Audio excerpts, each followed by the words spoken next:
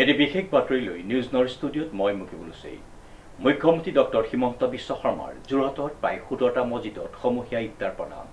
News নউৰ এক বিশেষ প্ৰতিবেদন। মুখ্যমন্ত্ৰী ডক্টৰ হিমন্ত বিশ্ব শৰ্মাই যোৰহাটৰ প্ৰায় 17টা মছজিদত সমূহীয়া ইফতাৰ প্ৰদান।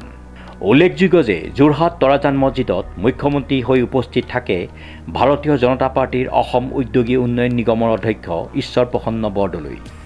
এই অনুষ্ঠানটিত ইফতাৰ কৰাৰ পূৰ্বে সমূহ মছজিদত উপস্থিত থকা লোকসকলে মুখ্যমন্ত্ৰী তথা বিজেপি দলটিক আগন্তুক নিৰ্বাচনৰ বাবে আশীৰ্বাদ প্ৰদান কৰে।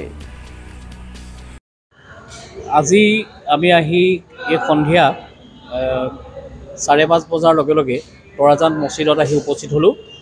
ইফতাৰ কাৰ্যক্ৰমত আমি উপস্থিত থাকিলোঁ আৰু এই উদ্দেশ্যই থাকিলোঁ যে আজি আমাৰ অসমৰ মাননীয় গতিশীল তথা জনপ্ৰিয় মুখ্যমন্ত্ৰী ডক্টৰ হিমন্ত বিশ্ব শৰ্মা ডাঙৰীয়াই এটা আগ্ৰহ প্ৰকাশ কৰিছিলে যে তেখেতে যোৰহাটৰ প্ৰায়খিনি মানে যিমানখিনিলৈকে পৰা যায় মছজিদত ইফতাৰৰ ব্যৱস্থা কৰিবলৈ তেখেতে আগ্ৰহ প্ৰকাশ কৰিছিলে আৰু সেই মৰ্মেই আজি তৰাজান মছজিদত আমাক ইয়ালৈ এগৰাকী ভাৰতীয় জনতা পাৰ্টীৰ কাৰ্যকৰ্তা হিচাপে আমাক দায়িত্ব দিলে।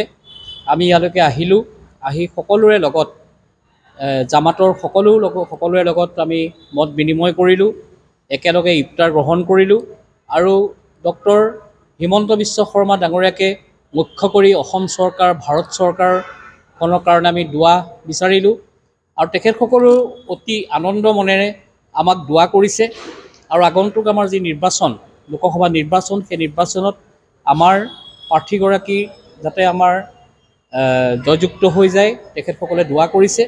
ভাল লাগিলে, অত্যন্ত ভাল লাগিলে আৰু খুবেই সুন্দৰ এটা পৰিৱেশ পালোঁ আৰু আগতেও মই বহু ইফতাৰলৈকে যাওঁ বা নিজেও মই ইফতাৰ ব্যৱস্থা কৰোঁ কিন্তু এইবাৰ নিৰ্বাচনৰ বিভিন্ন কাৰ্যসূচী থকাৰ কাৰণে বা বিভিন্ন ব্যস্ততা থকাৰ কাৰণে আহিব পৰা নাছিলোঁ বা যাবও পৰা নাছিলোঁ। কিন্তু আজি ডক্টৰ হিমন্ত বিশ্ব শৰ্মা ডাঙৰীয়াৰ ইচ্ছাত আমি আহি ইয়াত উপস্থিত হ'লোঁ আৰু আমি নিজেও দুৱা ল'লোঁ আৰু চৰকাৰখনক আৰু দুৱা বিচাৰিলোঁ আৰু আগন্তুক নিৰ্বাচনৰ কাৰণেও আমি দুৱা বিচাৰিলোঁ আৰু ভাল লাগিলে আৰু সকলোৱে আমাক সহযোগিতা কৰাৰ বাবে। তেখেতলোকে আমাৰ সভাকাৰীসকলক শুভেচ্ছা বিচাৰিছে আৰু সেই অনুপাতে আমি কালি আমাৰ তাৰাবি নামাজৰ পিছত আমি ক'লোঁ চবকে যে কাইলৈ এনেকৈ চিফ মিনিষ্টাৰ এনেকৈ আগবঢ়াইছে, আপোনালোকে সকলোৱে গ্ৰহণ কৰিব লাগে। আজি সেইকাৰণে যথেষ্ট মানুহ হৈছে আৰু আমি তেখেতলোকক ধন্যবাদ দিছোঁ যে ৰমজান মাহৰ শেষৰ সময়ত কাইলৈ লাষ্ট দিন আছিলে, আজি তেখেতলোকে ইফতাৰ দিলে। আমি আশা কৰিছোঁ মানুহে গ্ৰহণ কৰিছে আৰু আশীৰ্বাদ দিব তেখেতলোকৰ ভৱিষ্যতৰ উজ্জ্বলৰ কাৰণে। সময়তো 17টা মছজিদত ইফতাৰ দিছে বুলি কৈছে, কিন্তু একজেক্টটো তেখেতে জানিব।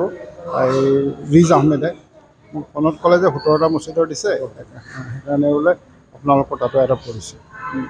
ইফতাৰ ভাল কৰিছে, নিৰামিষে কৰিছে, ভাল কৰিছে আৰু আমি আশা কৰিছোঁ তেখেতলোকে ভৱিষ্যতেও এনেকুৱা আমাক লগত আমাৰ ভৱিষ্যত ৰাখি চলে সহযোগ কৰি। ডিজিপ বৰাৰ ৰিপৰ্ট, নিউজ নাও 24x7।